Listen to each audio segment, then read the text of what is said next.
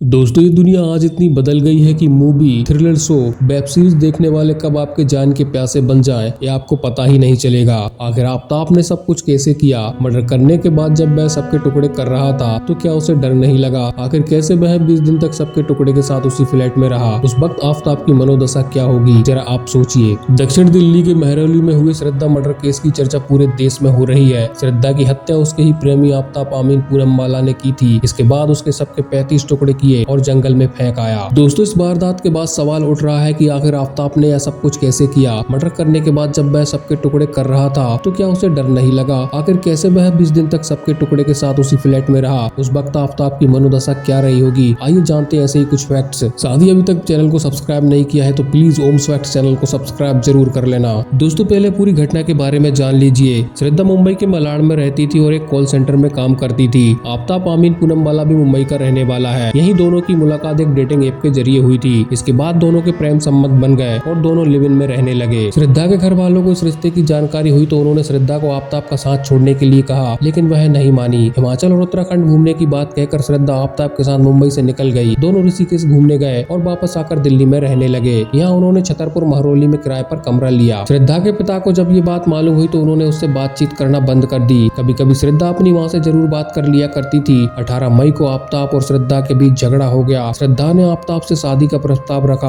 आफ्ताब शादी नहीं करना चाहता था। इसी बात को लेकर दोनों के बीच लड़ाई हो गई। आफ्ताब ने एक हाथ से श्रद्धा का मुंह दबाया। जब श्रद्धा चिल्लाने लगी तो आरोपी ने दूसरे हाथ से उसका गला दबाकर हत्या कर दी। इसके बाद उसके सबको बाथरूम में रखा। रात भर सबके साथ रहने के बाद दूसरे दिन आफ्ताब मिनी आरी लेकर आया और श्रद्धा के सबको 35 टुकड़ों में काट दिया। पहले हाथ, फिर पैर और एक एक करके शरीर के सारे अंगों को काटने के बाद उसने पानी से उसे साफ किया। फिर उस पर वेरिफ पाउडर छिड़क कर अलग अलग पन्नी में सारे टुकड़ों को भर दिया। इसके बाद पन्नी को फ्रीजर में रख दिया। जरा सोचिए आप इस मानसिकता को क्या कहेंगे कि एक इंसान अपने चाहने वालों को इस तरह काट रहा है जैसे कि कोई वो मूली भाजी हो। फ्रीजर के बाहरी हिस्से में कोल्ड ड्रिंक्स व अन्य खाने पीने का सामान रखता था और उसी को यूज भी करता था। हर रोज फ्रीज से सबके 1-2 टुकड़े लेकर अपने बैग में रखता था और उसे महरौली के जंगल में फेंक आता था। सबकी पहचान न हो सके इसके लिए उसने फायर टॉर्च खरीदा था। उसके जरिए उसने श्रद्धा का चेहरा पूरी तरह से जला दिया। ये सिलसिला 22 दिनों तक चलता रहा। पूरे सबको ठिकाने लगाने के बाद आफ्ताब ने फ्लैट बदल दिया। इस बीच वह अपनी एक नई गर्लफ्रेंड को भी फ्लैट पर लाता था। श्रद्धा के बारे में उसने अपनी नई गर्लफ्रेंड को भनक तक नहीं लगने दी। दोस्तों मैं इसकी मानसिकता को क्या कहूँ मेरी भी समझ में नहीं आ रहा। सबके टुकड़े करते करते भी नहीं डरा आफ्ताब। सोचिए जरा इस बात को। तकनीक के जमाने में हर किसी की मनोदशा काफी तेजी से बदलने लगी है। अब वर्चुअल दुनिया को लोग हकीकत मानने लगे हैं। वर्चुअल दुनिया में जो कुछ होता है उसे असल जिंदगी में करने की कोशिश करते हैं। फिल्मों, सीरियल, वीडियो गेम का इंसान के दिमाग पर इतना गहरा प्रभाव पड़ रहा है कि बचपन से जिन चीजों को लोग देखते हैं उसकी उन्हें आदत पड़ जाती है। इस मामले में भी कुछ ऐसा ही होना प्रतीत हो रहा है। आफ्ताब हमेशा से क्राइम और साइकोलॉजिकल थ्रिलर शो देखता था। वह अमेरिकन क्राइम शो डेक्स्टर का रेगुलर व्यूअर था। इस शो में एक फोरेंसिक टेक्नीशियन रहता है जो हर रोज रात लोगों का मर्डर करता था। मर्डर करके सबको इस तरह ठिकाने लगाता था कि वह किसी भी तरह कानून के शिकंजे में न फंसे। यहीं से आफ्ताब ने सबको ठिकाने लगाने का तरीका इस्तेमाल किया। गुस्से में जान लेने के बाद जब उसने सबके टुकड़े करने शुरू किए तो भी आफ्ताब विचलित नहीं हुआ। आफ्ताब के दिमाग में उस वक्त सिर्फ यही चल रहा था कि कैसे वह खुद को बचाए रखे। आजकल क्राइम सीरियल में खून और भयावह तस्वीरें, वीडियो आने लगे हैं। आफ्ताब रेगुलर उसे देखता था। ऐसे में उसने किसी सीरियल या गेम की तरह अंजाम दिया। मौजूदा समय हर कोई मोबाइल में ही व्यस्त है। घर, परिवार और दोस्तों के लिए लोगों के पास समय नहीं है। लोग आभासी दुनिया में ज्यादा रहने लगे हैं। ऐसे में इंसानी रिश्तों की दूरियां बढ़ने लगी हैं, जबकि वर्चुअल दुनिया इंसान पर हावी होते जा रही है। लोग हिंसक चीजों को ज्यादा देखने लगे हैं। फिल्में, सीरियल भी हिंसक बनाई जाती हैं, जिसे लोग मनोरंजन के रूप में लेते हैं। ये अलार्मिंग सिचुएशन है। वर्चुअल दुनिया में जो कुछ होता है वो इंसान को पूरी तरह से अपने काबू में कर लेता है। इंसान की सोचने समझने की क्षमता खत्म कर देता है। इससे लोगों को उभरने की जरूरत है। दोस्तों मैं यहाँ कहना चाहता हूँ कि हर पेरेंट्स को इस बात का ख्याल रखना चाहिए कि आपका बच्चा क्या देख रहा है और क्या सीख रहा है, कौन सा वीडियो गेम खेल रहा है, कैसे लोगों से मिल रहा है, बच्चे का बर्ताव कहीं बदल तो नहीं रहा है। अगर बच्चा चिड़चिड़ा हो रहा है, बात बात में गुस्सा कर रहा है, हिंसक हो रहा है तो सावधान रहने की जरूरत है। बच्चे की तुरंत काउंसलिंग कराएं। युवावस्था में ये बातें भी जरूरी हो जाती हैं। युवावस्था में बच्चे अपनी बातों को अपने तक सीमित कर लेते हैं। ये सबसे ज्यादा दिक्कत की बात है। युवावस्था में इस तरह के लक्षण मिलने पर काउंसलिंग कराना जरूर चाहिए। दोस्तों अगर ये वीडियो पसंद आई हो तो वीडियो को लाइक कर देना, चैनल को सब्सक्राइब कर देना। मिलते हैं अगली वीडियो में, तब तक के लिए जय हिंद, जय भारत।